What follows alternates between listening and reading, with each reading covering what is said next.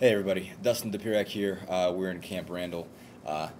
Andy Graham, columnist, and final Wisconsin 59-7. It's weird to see a game like that when team gets beat by 52 and think that's about sort of what we expected. And the thing about it was is like, oh, it's not as bad as maybe we thought. They didn't score 90.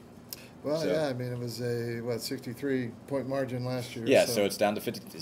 I guess that's progress. Yeah. Like so. Yeah. And there were a couple of more silver linings this year for Indiana, Mhm. I think, as opposed to last year as well. But Right. we'll get to that. Yeah. No, yeah, but basically, 59-7, Wisconsin, ran the ball about as well as you were probably going to expect. Montebell runs for about 143, and, yeah, 3 touchdowns. James White goes for 92 and 1 touchdown. Russell Wilson had 42 yards on 2 carries and also threw for 166 in a score. And also There was caught a punt touchdown return. pass for the Yeah, first time caught in his a career, touchdown pass which from was thrown by Monty Ball. Yeah. Caught a touchdown pass. There was a punt return by Jared Abbrederis. There was a really bad punt that turned into a score on the other end. Lost There was a fumble in the end zone for a touchdown. There was some Indiana messy was stuff. very creative in They terms really of helping they found Wisconsin score. they moved it around a lot. They found different ways of giving up points. But yeah, so no, it wasn't pretty. I mean, they got beat where you kind of expect them to get beat. The offensive line, Wisconsin has a huge. I think apparently ESPN was saying it over and over and over again. An average of 45 pounds, I think. Yeah, they're a little over 6'5" and an average of 322. Yeah, they're big guys, and they ran the ball the way you expect that Yep. big guys to run. Indiana on defense was missing Bobby Richardson today, so they were playing really small defensive ends. At one point, they were going with Ryan Phillips and Darius Johnson, both of which I think are under 250 pounds. Yeah, Javon Cornley got his first start. Yeah, so it was in a lot of ways that kind of thing what you expect. I mean, I guess. I guess the bright spots. Indiana ran the ball well. It was ran Indiana's for, I think, offensive 223 line's yards. best game, probably. Probably by far, especially at least in the running game. The passing game, it was okay. Ed Rybaker took a lot of credit for some of the sacks, and he, I think, went down 3 times and threw a couple picks. But Ed looked like a guy who hasn't played in 3 weeks. Yeah, he did. And Ed took credit afterwards. He said, I've got to throw the ball quicker. I've got to feel the pressure, and that's been an issue all year. Yeah, and also it's cases finding when he receivers hasn't downfield, too. I mean, Yeah. both of those things. I mean, he holds the ball too long. He's too hesitant. He knows it. I Mhm. mean, it's not something they're not aware of. But Yeah. today, against a team of that caliber, if you're hesitant, if you're holding the ball too long, you're going to pay the price. I actually thought the pass protection overall was pretty good. Yeah, I thought the run it's been blocking was worse. a lot better. Yeah. And Stephen Houston continued to show why he's emerging as a pretty dependable back. Mhm. Yeah, no, I mean they still are in a situation where they have three really good guys there. Like Houston, it took him a while to kind of display what he's capable of. But this is 2 good games in a row. Kevin Wilson said earlier this week, he says, we never have guys have 2 good games in a row. He says, so I'm sure Houston will be bad this week, and I'll have to play Perez. But it didn't happen. Stephen Houston went over 100 yards. I think he's the second back to do that this year. Roberts did it, I think, against either Virginia or South Carolina State. So they had some progress in the running game. That's one bright spot that you could point to. At least early. Yeah, no, at least early. They used Kofi Hughes, I guess, as a wildcat quarterback. It took him a while to decide to put Trey Roberson in.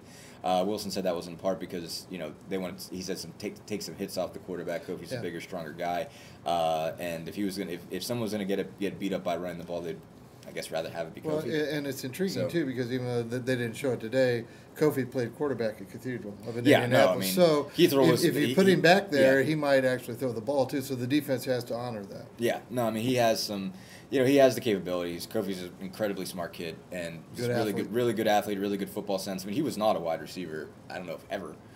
Before he came to Indiana, and he was the 5th guy out of his first preseason camp. So moving him back to quarterback wasn't that big of a surprise. And he ran well.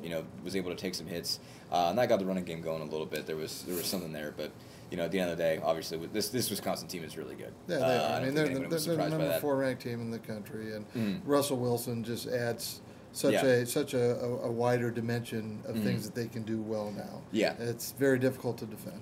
Yeah, I mean that's Wisconsin's had the best offensive line in the Big Ten for a long time. I mean, and there have been teams that haven't been great but still had great offensive lines. And I think this year's offensive line isn't as good as last year's when they had Gabe Carimi and some NFL guys, but it's still Moffett, Wisconsin. too. John They Moffett. had 2 guys go to the Yeah. NFL. So this is still Wisconsin offensive line, and it's humongous. And then you put a quarterback back there that can run. I mean, there was one great play, I guess. In the best pass rush Indiana had all day. I mean, they probably had a hand on him like 15 yards back.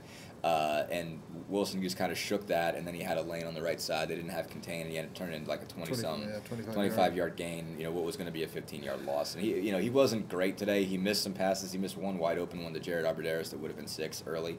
But he even on a shaky day, I mean, he's still this sort of weapon that just takes those guys to takes Wisconsin to another level, really. And Indiana has trouble still putting pressure on a quarterback. Whether or not a quarterback's mobile.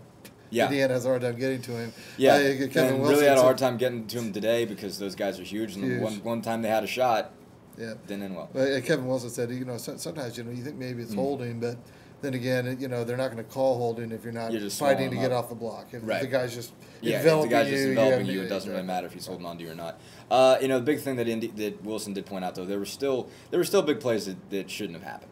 Regardless of the fact that they were just flat out playing a superior team. There were some blown coverages that turned into touchdowns, and there was cases when guys got either white or ball got past the first level and it was over. Well, really, today I thought, especially you're talking about getting past the first level. I mean, I thought the secondary for Indiana was just an abortion today.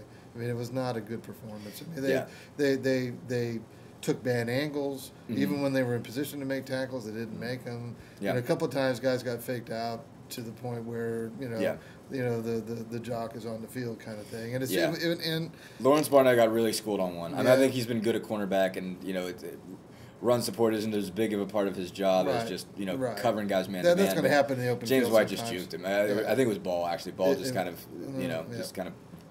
just put him down, and there was Drew a couple Harden plays. Got faked out one time pretty badly. Yeah, but there was a lot of cases where safeties just weren't in position. I mean, guys turned the corner and they didn't see anybody in front of them. Nobody was even in a position to make to have an angle. The pursuit angles were either non-existent or wrong. And I mean, a lot of times they'd come flying up, but they'd be in the wrong gap or something. Yeah. And it was a problem all day. And then the coverage, I mean, there were several times when there was a long completion for Wisconsin. There were like 3 Indiana guys. There was one to Arboderis, a guy, he just kind of turned back on it. There were literally 3 D-backs around him. 2 were behind him. 1 was too far in front of him. I mean, the coaches could put guys in position, but they got to make a play on the ball. And so I thought the youth at safety really was apparent today. I mean, Jarrell Drain's injury showed up today, big time. I was ready to see Chris Atkins. I got to tell you, I don't know what happened. More experienced safeties in there. Right. Today. I don't know what is. They obviously have wanted to play some youth, but there were some guys that I didn't think they were playing all that bad that have gotten pulled. I mean, obviously Adkins missed some tackles, but I mean, but we haven't really seen a lot of them. I mean, obviously you want to play some youth, but I mean, it seems like they could use at least one solid guy back there that's been around. But the Hardens has been really good. I mean, the Hardens has been really good. Mark Murphy's been really good. He didn't have a great day. He had good numbers. Yeah, Murphy had 10 tackles, but he missed some tackles, and obviously he was out of position sometimes. Yeah. He's a player. I mean, he's a guy that'll bring it, and the Hardens will bring it too. Sure. But today, you could see the inexperience was exposed and exploited big time. Right. No. A couple injury concerns. 2 senior guys, 2 leaders on this team were both hurt, and not exactly sure what their status is going to be moving forward. Will Maddie and DeMarlo Belcher both went down, and not exactly sure what that's going to be. DeMarlo Belcher re-aggravated a knee. Maddie, the same thing, just got rolled up on. Maddie looked a little bit better as he was getting carried off. It was pretty ugly there for a minute, but Wilson wasn't sure what that was going to be. But nevertheless. Right, he didn't really walk off. He walked off with assistance. Yes. So I mean, he wasn't being carried, I guess is the point. He looked like he was putting some weight on it. A little bit, not a lot. So we'll I'm thinking I think your guess would be a couple weeks. It's hard to say. I mean, it's a senior year. I mean, even if it's a reasonably significant injury, as long as it doesn't require immediate surgery, I mean, I think he's going to play. But it depends, obviously, on the severity of it. We just don't know yet. I mean, obviously, if you tear an ACL or something, you're done. But I mean, I don't know if it's that severe. It didn't look like it was that. No.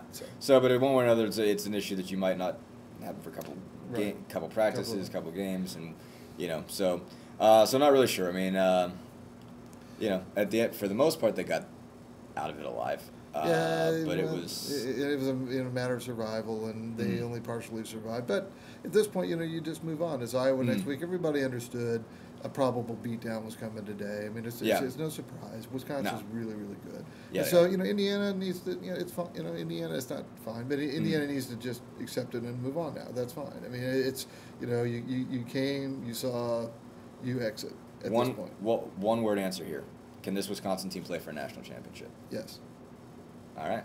I'll go with that too. I don't know. SEC is good though. Anyway, thanks everybody as always.